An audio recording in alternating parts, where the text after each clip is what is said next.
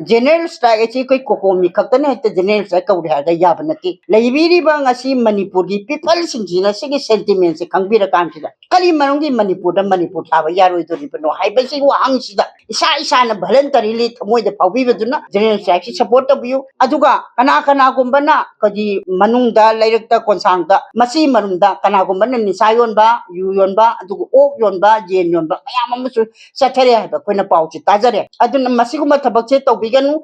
General strike asi Cocomi khaktana kouba yaba nate lamdam asida leiriba meeyamna eramdam asida kari maramgi Manipur thaba yaroidino haibagi wahangda Esha-eshana hounaruba naidana General strike asi support toubiyu haina Cocomi women wing ge Convenor Rk Tharaksana na phongdok khre wafam asing asi lamfel da leiba Cocomi office ta paumi singa unabada phongdokhibani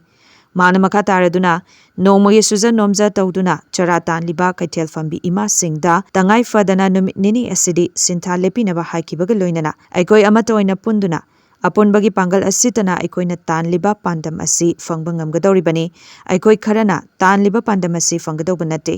Manipur state manungda Manipur thaba yaudana state transport khak tharaga chatoriba asi karigino hairiba wahang asi mari leinariba Manipur government ke achoba firm pairiba governor chief secretary DGP amade security advisor makoi marina daita puduna masigi achum aran miyamda khangan gadobani natrabade kongjang asi hanloi haina phongdokhe adugumba district amada yamna mawung tana pangthok tana chathadana lakpa annually festival amakhakta moina yam usitana Manipur se Manipur state makna pangthoiba festival du da Manipur si loktoga maitokdana nokhoi chalu haibasidi yamna Manipur da lairiba koi people singbu kariyamna banina koi lawe haiba maharegiment gi kangu singsina makhoi karamba authority na makhoi de haiba order si pire kansida makhoi na thabak adu tawribano makhoi na chauna khoi gi Manipur da signal eba challenge tawsi maitai bu sanghan ningdabagira natraga Manipur gi people singchibu challenge tawribra haibada achobo wanga ma oye thamjaningi ba wafam di